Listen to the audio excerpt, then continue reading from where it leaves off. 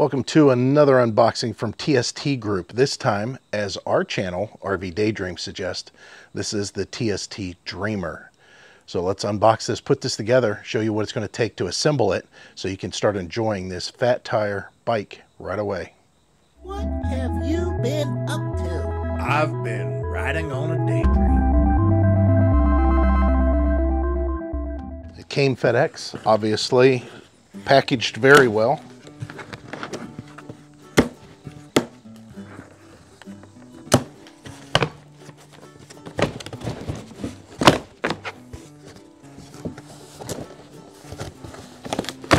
Whenever you first open the box, there's going to be loose pieces of styrofoam in here. Make sure that you recycle what you can, but also check among the packaging for stuff like this. You definitely don't want to throw away your accessories. Depending on your strength and your comfort with lifting something that was in excess of maybe, let's say, 70 pounds, you can at this point lift everything out as one piece. A lot of times I do that. However, probably best to cut the box down the side, being careful not to cut into the tires or the product. Look down inside the box as you're cutting it with your razor knife. Then allow the sides to open up, holding the bike to make sure that it doesn't fall over. Once the bike has been removed out of the packaging, it's time to cut off all the wire ties that are holding the handlebars, the steering, the fork protectors, and any other protective packaging off. Make sure that you're cutting the white wire ties and not anything that would be a cable or a hose. If you have hydraulic brakes, that would cause a problem with the bike's functions. Once most of the packaging has been removed, at this point you can turn your attention to the front tire, and these components here, they just pull off. They're just protectors for the axle. At this point in the assembly, we're going to take a look at the accessories so we can pick up the wrenches that are necessary to assemble the handlebar onto the bike, position it lightly, and tighten it slightly so that we can adjust it once the bike is fully assembled and it's at level, so you can be comfortable when you ride. We're also going to prepare this for the kickstand. So let's look at the accessories. Standard packaging for TST. Open this up. You're going to find your user manual, and this is going to cover not only the step-through design like we have there, but also a step-over design. They're going to show you all the components that come in the kit. You're going to go ahead and double check to make sure that's there.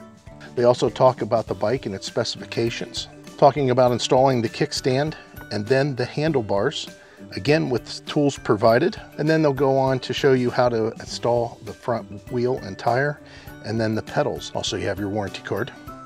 This is going to be the rear guard to protect the derailleur.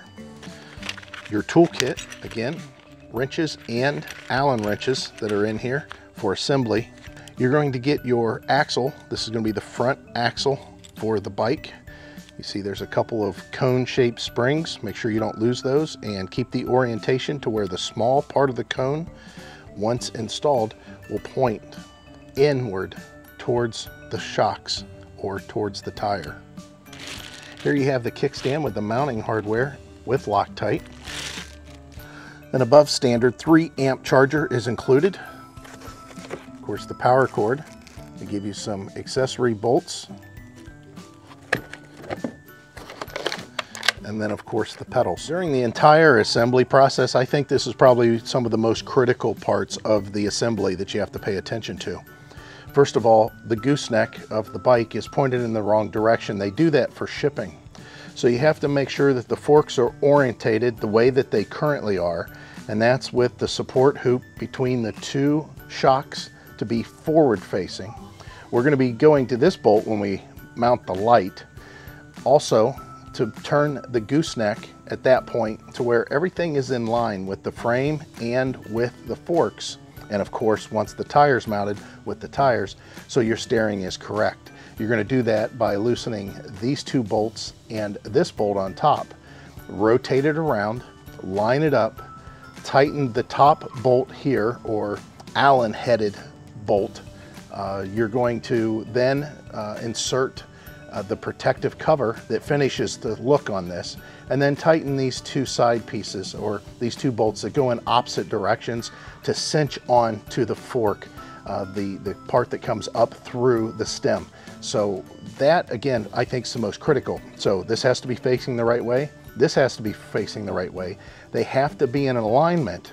And then once you go to put the handlebars on, you have to make sure that you don't twist your cables around the wrong way. You don't want to have the cables going under the bike or over the bike in a manner that you can't steer. So you have to be particularly careful when you're doing that and placing the handlebars up onto the mount that will be facing forward. This mount will be facing forward, which we'll show you here, just to make sure that everything stays in a line, and once you're riding the bike that you can turn easily without activating brakes or pulling cables apart. So what I'm going to do again is loosen these bolts, turn the gooseneck forward, and then retighten them when everything's in a line. Then at that point, I will take the handlebars and we'll mount them using the window and the gauge that's built into the handlebars to help you with positioning for your ride comfort. You can see I've got the handlebars positioned in pretty much a central position with this bullseye in the center of the window that's available on the clamp that holds it on.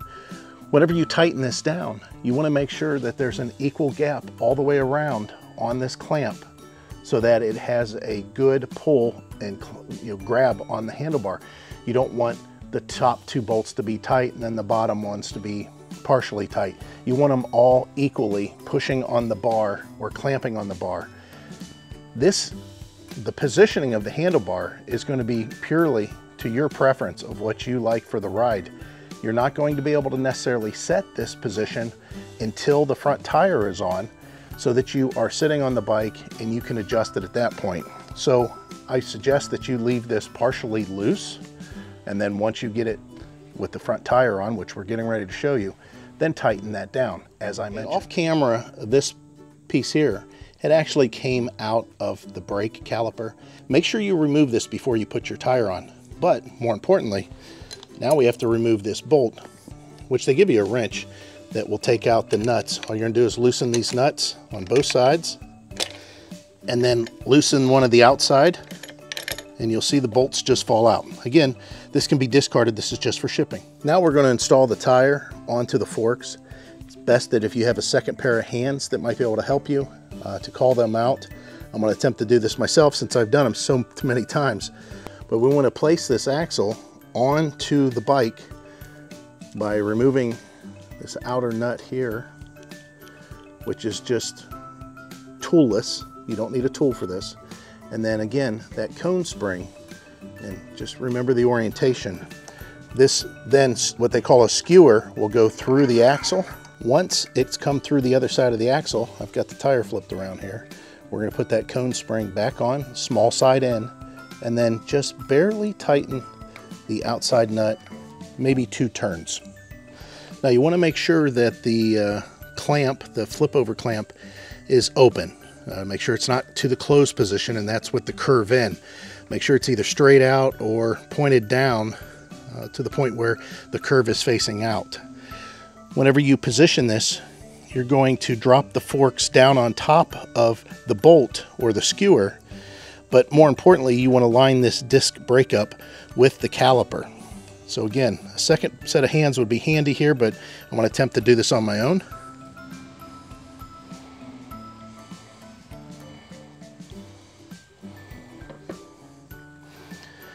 And that's pretty much it. You can see why I say another set of hands would come in handy. And at this point, I would put down the kickstand, but I didn't install it yet. So my last assembly, I remembered to install the kickstand before I did this process, because that's really the way to go. You wouldn't have to worry about balancing the bike. You could just then tighten this. But since I don't have the kickstand installed, I'm going to have to balance this and show you how to tighten this. Essentially what you're going to do is tighten by hand the nut on the right hand side of the bike, which is away from the disc. Then this lever, all it's doing is going to give you its final tension. And how you achieve that is by closing it. So we're going to go ahead and continue to tighten on the other side, that clamp as much as possible, or that nut as much as possible. And now, again, when you close this, it locks the wheel onto the forks. You want to make sure it points forward slightly so you get your full closed position. And you want to make sure that whenever you're closing it, it has enough pressure that it puts an indentation on your hand. That's kind of a good gauge. You don't want it to be so tight on the other side that you can't get this closed. But at this point, the front tire is assembled on the bike. All right, so as far as the kickstand goes, it may be a little counterintuitive when you first get it. A lot of people try to position this on the front and then it doesn't work. So being careful of this cable here, you want to put the cable on the outside of everything, but there's a machined area in the back that allows this kickstand to seat nicely in a little pocket, and then the bolts go through the front. You just tighten those down. You see it's got Loctite on there. That will keep it in place. So once we do this, we'll have ourselves a kickstand. I won't have it leaning against the box. Okay, so we flip the bike around to show you what the derailleur protector looks like to be assembled, and it's very simple. The thing is, you will have to get yourself either a crescent wrench or a 19mm wrench to loosen the axle bolt on the back of the bike. But other than that, it's very straightforward. You're going to loosen this nut, and you're going to pull the washer that's up against the frame out towards the nut. You're going to drop the protector behind the cable, but also behind the nut onto the bolt and the washer. You want the washer on this side, and then you're just going to retighten it. Again, this is to protect the shifter in case the bike tumbles or if you lay on its side during transport or up against something. And then at that point, you just retighten the nut. Okay, I've got you down here near the cranks because we're going to assemble the pedals. One of the things everybody gets confused about is the pedal assembly and which direction they may turn. So you've got a pedal that on the end is marked L and on the other one's marked R. Of course, that's going to be for left and right. Maybe on the outside, sometimes they put a sticker on it somewhere else. But the thing to remember about getting the correct pedal is once you find out what side is what, on the right side, you're just going to tighten it just like you normally would. And the reason that I know this is because as you're pedaling, you're cranking forward. Just remember that you're pedaling forward in this direction. So that means this pedal is going to go in this direction to be tightened. Now on the opposite side, on the left side, of course, you're turning this way when you're pedaling the bike. So your pedal's going to tighten in that same manner. It's going to be turned in the direction that you would pedal the bike. And the reason they do this is for safety, so that the pedals don't back out on their own. They will tighten down as you ride. So you should give these a pretty good snug fit to make sure that they're tight to the crank, but in reality, they should tighten up on their own if you happen to not get them as tight as you think they might need to be. However, with the wrench that they provide, the 15mm, you can tighten them no problem at all, just like I showed you there. Now let's focus our attention on the headlight. Pretty straightforward here. The headlight, you're going to make sure that the cable reaches, obviously, and in this case it's a little bit short, so I'm going to have to do just a little bit of loosening of cable management to allow it to drop a little bit further. However, very straightforward. You're going to remove the nut and the washer off of the back of the fork assembly. The headlight's going to come down. You're going to put the bolt back through and then push it through the fork assembly and put your nut and your washer back on. And then tighten it all back up again. At that point, you can adjust your reflector and your headlight as much as you need. The thing is, the reflector is pretty important because this will actually provide more light going back towards a vehicle than this will. So make sure you position that. Since the bike is at its full ride height, you can figure out how you want to adjust this, how you want the handlebars to feel in your hands when you're sitting on the bike. And then you're going to tighten the 4 screws, as I mentioned before, leaving that equal gap all the way around the clamp. Also, you can get into their spare bolt kit that's in the accessories, and you can get that plug to put in the top. Again, this kind of makes it a finished look, so it's not so abrupt. Plus it keeps water out of there too.